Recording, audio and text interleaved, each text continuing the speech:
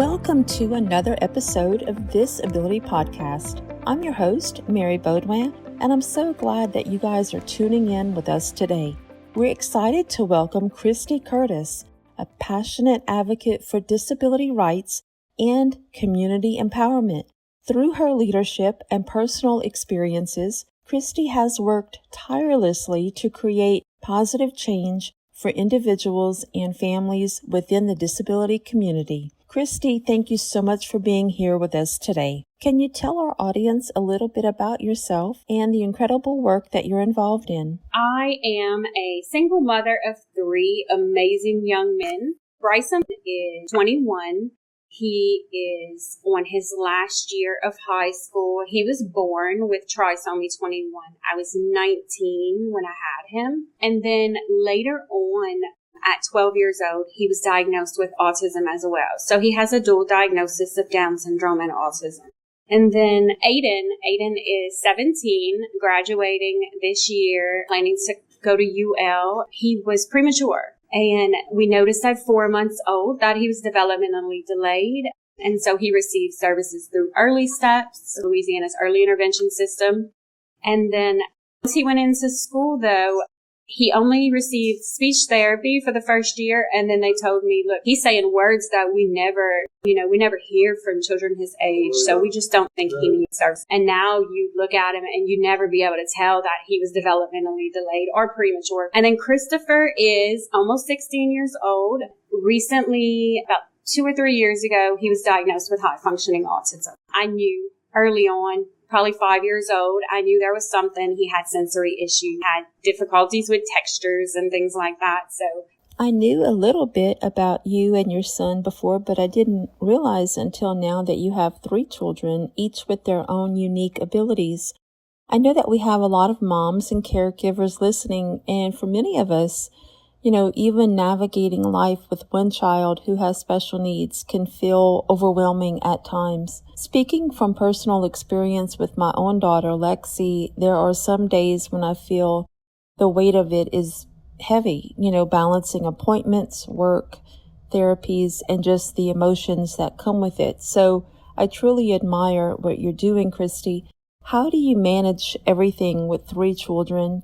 How do you stay grounded through it all? And what advice would you offer to other parents who might be feeling stretched thin and wondering how to hold everything together? It took me a long time, longer than most, I think, probably the first 10 years to accept. But I think that's the first step, is accepting that this is my child and I love them no matter what. And then I'm going to do everything that I can possibly do to make sure they have everything they need to thrive. And so that's first and foremost, of course. You are your child's advocate. You know what they need. You know them better than anyone. Speaking of advocacy, you've truly made such an impact through all the work that you've done over the years. It's clear that advocacy has been a big part of your journey for quite some time. I'd love to hear more about what first inspired you to step into that role. Was it initiated by the experience of raising one of your children, or perhaps all 3? Or was there someone else or a particular moment in your life that really got you motivated to start advocating for others? If you could, tell us a little bit more about your path into advocacy, how it began, and what keeps you inspired to continue making a difference today. Yeah, so I wish I could say it was something positive, but actually Bryson was abused by a teacher in 3rd grade. He would be hit with a ruler when he wouldn't comply. He was nonverbal, receptive and expressive language delays, not potty trained, and at that time, I felt helpless the way I found I could go into much more detail about the whole situation.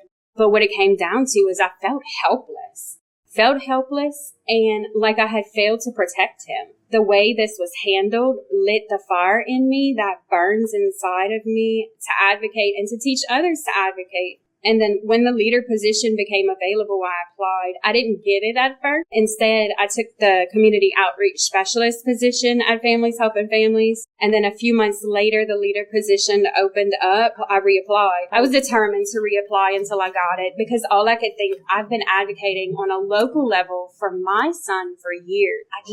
I really enjoy the advocacy part of it. I didn't enjoy having to be so blunt, I guess, at times and demanding. It does feel like we have to demand that they do right by our kids. I'm so sorry to hear about your son's experience. I know that there are stories like his. They're unfortunately all too common, but it is inspiring to see how you've turned those challenges into action for change. You're currently serving as the Region 4 leader for LaCAN, the Louisiana Council's Advocacy Network, which is such an important role in the disability community.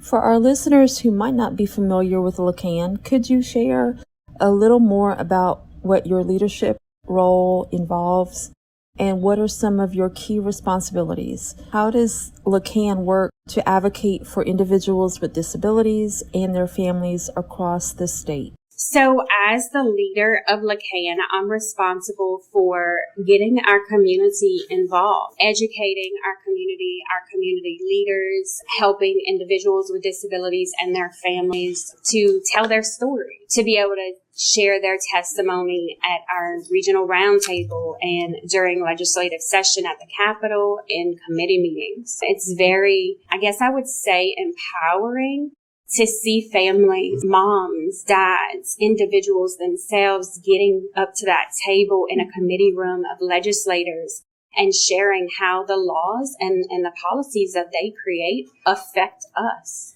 One thing I'd love for you to share with our listeners is how someone can actually get started when it comes to engaging with policymakers, local governments, or elected officials, especially when it comes to advocating for disability rights in their communities. I think that a lot of people want to make a difference, but it can feel intimidating or overwhelming to even know where to begin. Like, what do I say? Who do I contact? So could you walk us through the process a little bit, maybe share some practical tips or advice to those who are interested in stepping into advocacy, but just need that little extra encouragement to take the first step? Right. It's been about 5 years I've been leader, and I've met with our legislators and I help educate them. And I still feel intimidated. But I think the key to engaging policymakers is to remember they are people just like you and I who are elected by us to represent us and our interests. Policymakers need to hear from us because many of them have no idea what life is like as an individual with a disability or raising a child with a disability. So I'd love to get your thoughts on something that's so important to the work you do, raising the awareness about disability rights. In your experience, what do you think are some of the most effective ways to truly raise awareness and encourage people to advocate for disability rights?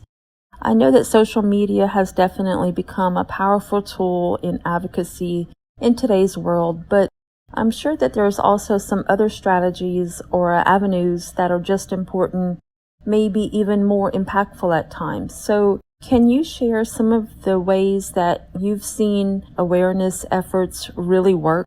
And what do you think individuals or groups can do to help make a meaningful difference? Yes. First, I'm going to start by saying Louisiana is set apart from many other states when it comes to grassroots advocacy. I have sat on national meetings where representatives from other states are on this meeting or this call, and when I mention LaCAN and what we do, they are surprised. They're so interested. They want to know more. Knowing for a few decades, we have built a grassroots advocacy network that has proven time and time again, year after year, to be effective in creating systems change. When a community is brought together with a common purpose, a common passion, and a personal lived experience, it evokes real emotion and truth. It's real lasting changes made. I think as a newer leader coming in, there are some leaders that have been a part of LaCAN for much longer than I have.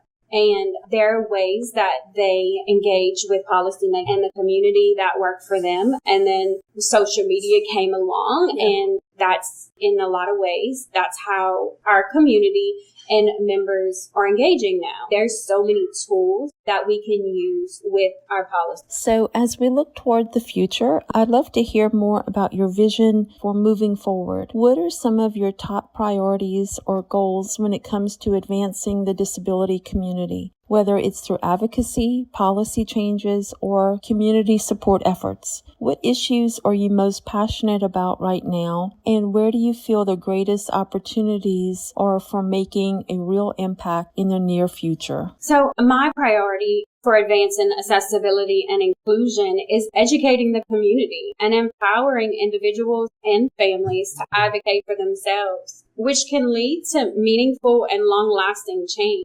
Encouraging people to use their voices and share their lived experiences creates, an environment where everyone can engage in shaping policies and services that impact their lives. Right now, I think we're on a defense. That's our mindset right now, is defending the services that we currently have. But there's, in every area and every aspect of disability, there is always room for improvement. Over the weekend, I came across a post on Facebook that really stuck with me. I'm a part of a community group from my home parish, which is Avoyles Parish, and a mom had shared that her son, who is autistic and currently in high school, had been experiencing bullying from another student. She even mentioned that there may have been some physical harassment involved. I'm not sure whether he's in special ed or if he's in general education. But regardless, it's heartbreaking to hear that any student, especially one with additional needs, would have to go through that. For parents who might be facing a similar situation, what advice would you offer? What steps do you think they could take to advocate for their child's safety and rights within the school system?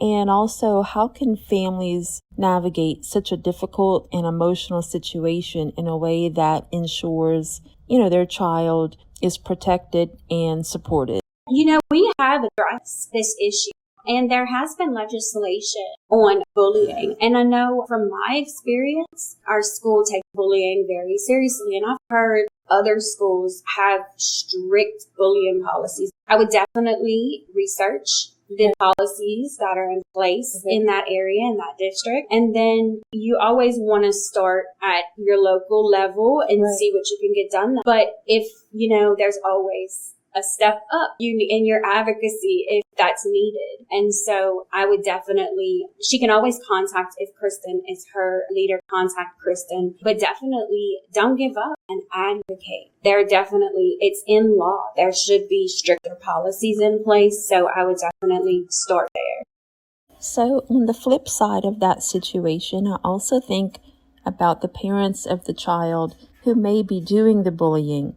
Sometimes it can be easy to focus only on the child being hurt, and rightfully so, but it's also important to reach out and educate the ones who are causing the harm. So what advice or suggestions would you have to give to parents whose child might be bullying a classmate, especially if that classmate has a disability? How can they help their child understand that everyone is different, that different abilities should be respected and embraced, and that their actions can have real consequences on someone else's life? So what message would you want to send to those parents, not only to address the behavior, but also to encourage them to raise children who are more empathetic, inclusive, and understanding? Teach your children about people of all different cultures. We all not one of us looks the same unless you're twin, but even then they're different as far as personalities go. It's okay to be different. It's definitely a strength, I think, to be different.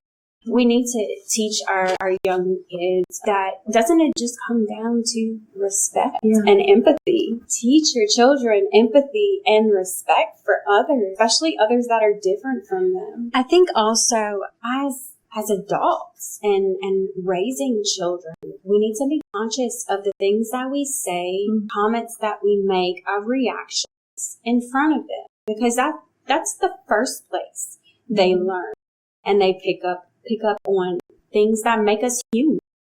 For anyone who's listening right now who feels inspired and wants to get involved in supporting disability advocacy and making a difference, whether they're a parent, a family member, a friend, a teacher, or just someone who cares, what advice would you give to them on where to start? It seems like it could be overwhelming when you're passionate about a cause, but you don't know the first step and what that should be. So what would you recommend for someone who's ready to take action, to get involved, and to start making a positive impact on the disability community? Where should they begin, and what resources or groups would you suggest that they connect with? So if you want to get involved with LaCAN, the Developmental Disabilities Grassroots Advocacy Network, you can reach out to your leader. It depends on what region you're from.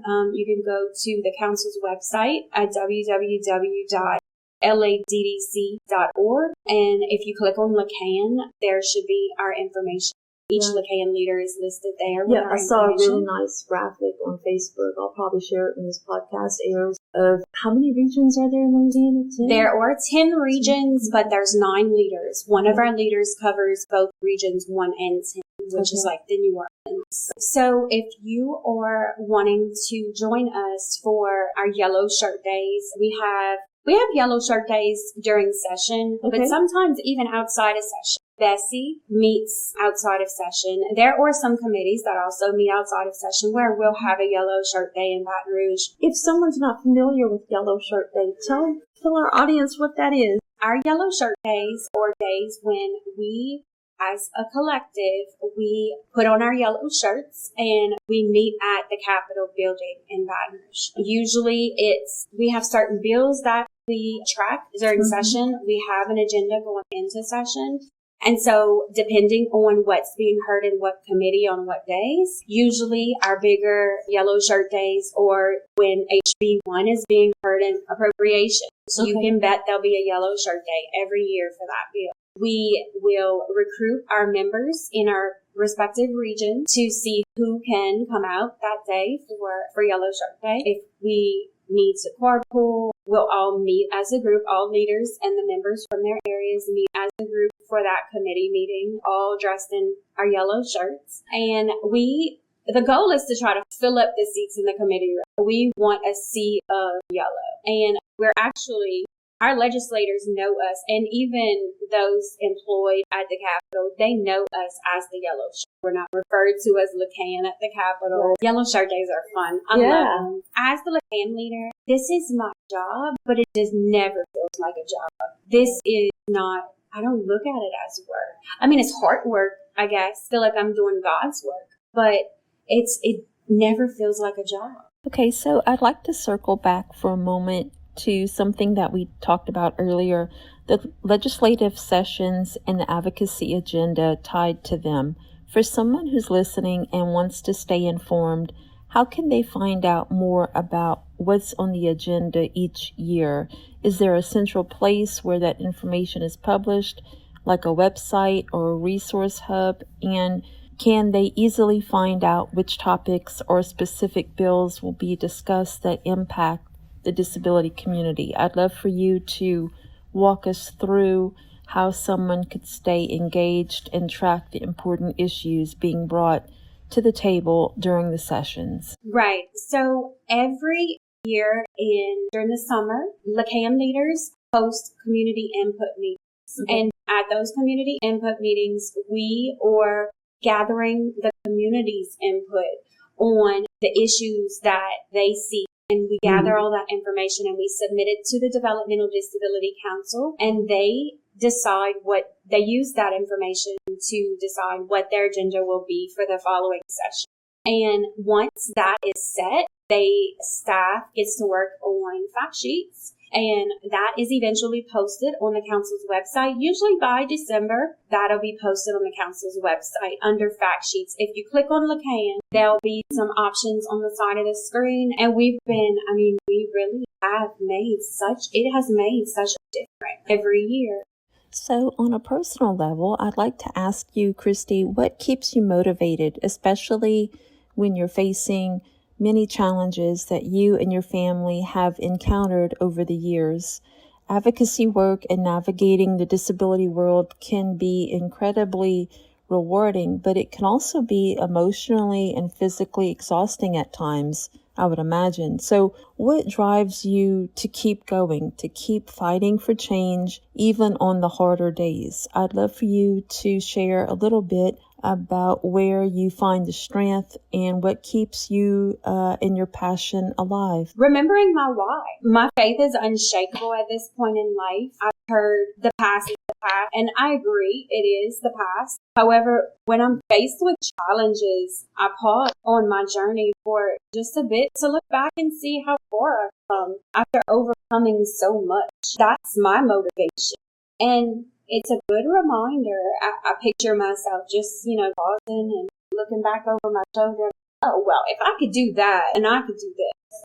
So looking back on everything that you've accomplished so far personally, what would you say has been your greatest achievement to date? It could be something from your advocacy work, something personal within your family, or even a moment that stands out as especially meaningful to you. I'd love for you to share what you're most proud of and why that moment or accomplishment holds such a special place in your heart. My greatest achievement personally is I have been a single mom their entire lives. I have raised 3 amazing young men by myself. When Bryson participated in graduation in 2023 is when it really hit me. We did it. We made it. That is really, truly my greatest accomplishment. And you can ask me this in 30 years from now, 60 years, and it'll probably be the same thing. So building on that last question, I'd love to ask you the same thing, but from a professional perspective. When you think of all the work that you've done, the advocacy, leadership, community efforts, what would you say is the greatest professional achievement that you have accomplished so far? What are you most proud of when it comes to the impact you've made in the disability community or the changes that you've helped create? I'd love to hear, and I'm sure our audience would love to hear more about a specific moment or milestone that really stands out to you. So I feel like every year there is an achievement that I'm just so proud of. But I think for me, both professionally and personally, but bring a little personal into it. The year that I believe it was 2021, we advocated for cameras in classrooms. And that year, that has been something that I was advocating for a long time by myself on a local level, and it wasn't getting anywhere. And so us going and advocating for cameras in special education classrooms that January, and that was already set by that December. They set their agenda in October. That January rolled around where we were starting to get prepared for session and scheduling our roundtable and trying to do legislative visits. And I was put in touch with a mom that wanted to speak up. And I learned that it was January that her son was abused at a school in our region. So this was so fresh for that mom. I remember being in her shoes. And I wish I would have done what she did and reached out because she needed to speak up about it. I'm just being put in touch with her and helping her to overcome some doubt and things that she was feeling at the time about speaking up about it, and helping her to draft her testimony. Finally getting down to the day where she came to the Capitol and she shared her testimony in committee. That has been my greatest accomplishment. It really has. It made everything that we've been through and all the work and effort that I put into this. Well, I just want to say thank you on behalf of all the families across Louisiana for the incredible advocacy work that you've done. The strides that you've helped to make are truly life-changing for so many children and families, and your efforts have not gone unnoticed. So thank you. I want to make it a point that I don't do this work for the accolades or attention or anything. Really, that day where she came to committee and shared her testimony, that was healing for even me as a mom, because my son had been, to empower her to get up there and tell her story. And it was so fresh. And I know it was healing her too. It was still early, but I know it was healing for her family too. That's what I do it for, because I remember feeling helpless, like I had failed to protect myself. And so whatever I can do to help other individuals and other families speak up and advocate for their families and their children with disabilities, I want to do that. It's not just one person.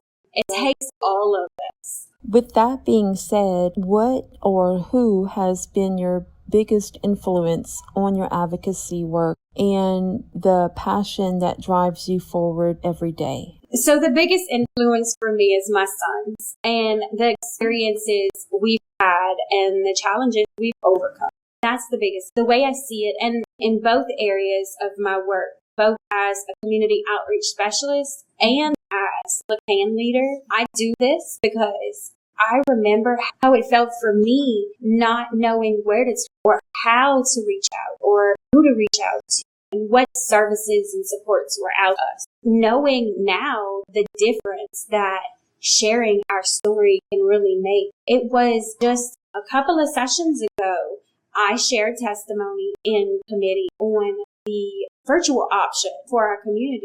Bryson was with me at that time, and to see a legislator from a different region run out of that committee room just to meet Bryson and shake his hand, let me know that he's doing everything he can to make this happen. That's gotta make you feel good.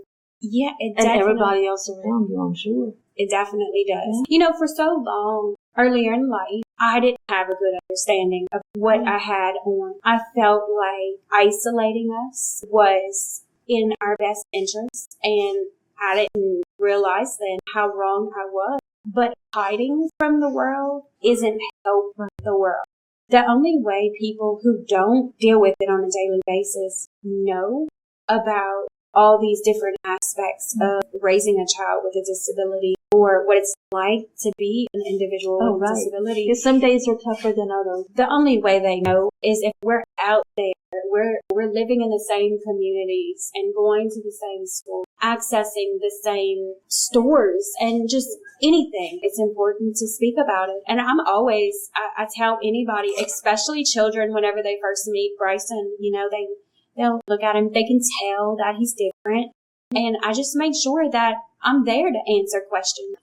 I completely agree with you. I actually love it when little kids come up to Lexi and ask questions like, why is she in a wheelchair? Or what's different about her? I see those as moments that are opportunities to educate, to build understanding, and to show them that children like Lexi and like your son and other children with special needs are just as much of a part of this world like anyone else.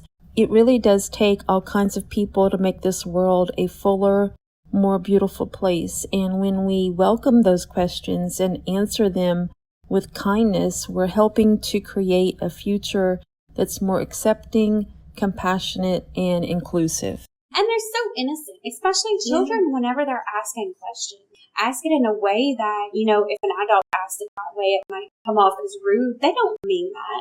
Yeah. They are really, truly just curious. And that one conversation may change the way they think about people that are different than them.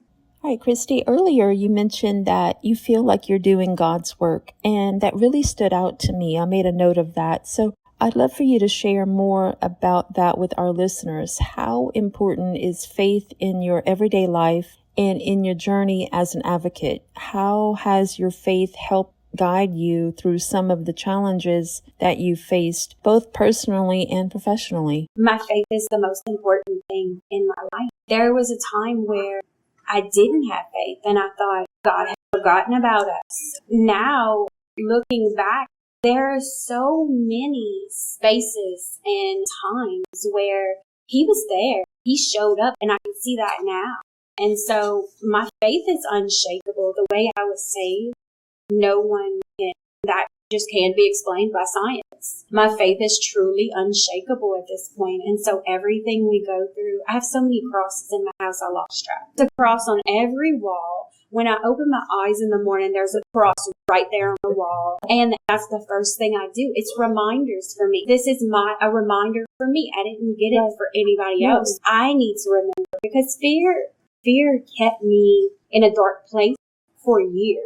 And so that's what this was, just that permanent reminder for me at any time that fear is creeping in or fear is trying to take over, because it's still there, but it's that reminder to say, maybe all I need is to just have a conversation with, or just I'm not understanding this, I need your guidance, or just to turn on worship music in the car someday. Well, Kristie, this has truly been a great and inspiring conversation. I really enjoyed hearing your story and learning from your experiences. Before we wrap up, I just wanted to make sure that we didn't miss anything important. So, are there any topics that we did not get a chance to touch on today that you would like to mention, or any final thoughts that you'd like to leave with our listeners, whether it's about advocacy, parenting, faith, or just words of encouragement for others walking a similar journey? I think we've kind of covered everything. I just want our community to know that I'm here if they do want to know how to get involved and to share their testimony. And LaCAN is on a state level, so locally, we don't really advocate locally, but I can also if I can help, if there's something that family or an individual wants to advocate for on a more local level, I will do everything I can and share all the knowledge, things that I.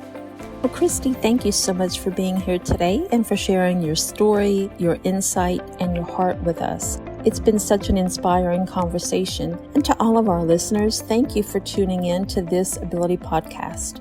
We appreciate your support and hope that you'll continue to join us as we share more stories of resilience, advocacy, and hope. Until next time, take care and stay connected.